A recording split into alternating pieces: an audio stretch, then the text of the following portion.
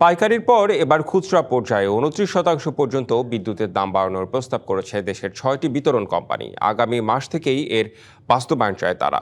রাজধানীর কেআইবি মিলনায়তনে বিআইআরসি আয়োজিত গণশুনানির দ্বিতীয় দিনে এই প্রস্তাবের যৌক্তিকতা তুলে ধরে সংস্থাগুলো।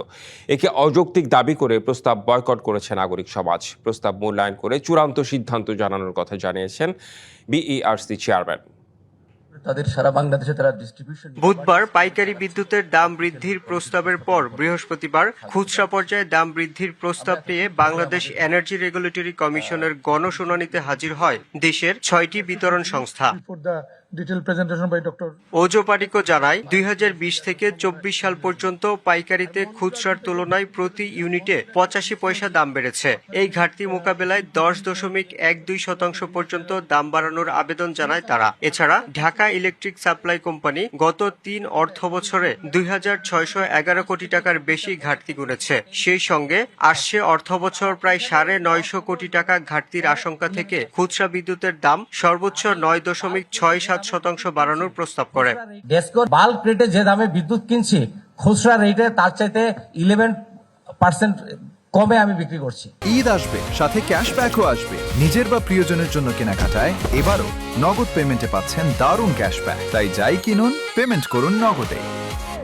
ওজোবাড়ির আওতায় পুগলি এলাকার দুর্গম এলাকা, এখানে রেমাল, আমপান, আইলাস, ঘূর্ণিঝড়, বন্যা, নদী ভাঙার কারণে লাইন বাড়তি ব্যয় করতে হয়, প্রতিনিয়ত হয়ে যাচ্ছে, যার জন্য দেশের সবচেয়ে বড় বিতরণ সংস্থা পল্লী বিদ্যুতায়ন বোর্ড সমিতিগুলোর চলতি অর্থ বছরের ঘাটতি 2368 কোটি টাকা। তাই লোকসান এড়াতে গ্রাহক পর্যায়ে 5.93% মূল্য বৃদ্ধির আবেদন জানিয়েছে প্রতিষ্ঠানটি। এছাড়া ডিপিডিসি খুচরা মূল্যহার 6.96%, বিদ্যুৎ উন্নয়ন বোর্ড প্রতি ইউনিটে 29 পয়সা বা 3.15% দাম বাড়ানোর প্রস্তাব পেশ করে। আমাদের যে খুচরা মূল্য সমন্বয় করতে হবে 6.96%, এটা বর্তমান যে অবস্থা আছে তার প্রেক্ষিতে এটা যদি চেঞ্জ হয়, বাল্ক প্রাইস যদি চেঞ্জ হয়, তাহলে আমাদের সেইভাবে পাস থ্রু করে এটা সমন্বয়ের প্রয়োজন হবে।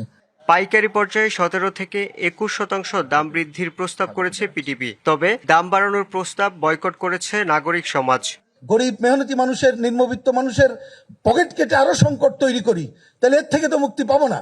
সুতরাং সেইটাও আমাদের এই সমস্ত কোম্পানির সবার এই অ্যাটিটিউড থাকতে হবে বলে আমরা মনে করি। আপনারা ভেবে দেখবেন যে সরকারকে আমরা কি মুনাফাখোর বানাবো?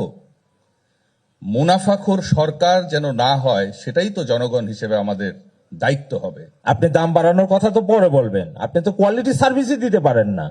বিইআরসি চেয়ারম্যান জানান, প্রস্তাব যাচাই বাছাই করে দ্রুতই চূড়ান্ত সিদ্ধান্ত জানাবে কমিশন। ভোক্তা স্বার্থ সংরক্ষণ এবং বিতরণ সংস্থা ও কোম্পানি সমূহের কার্যকর পরিচালনার মধ্যে একটি ভারসাম্য রক্ষা করা প্রয়োজন। শুনানিতে জানানো হয়, বর্তমানে দেশে বিতরণের সিস্টেম লস বা অপচয় 7.38%। Yusuf Rana, DBC news, Dhaka.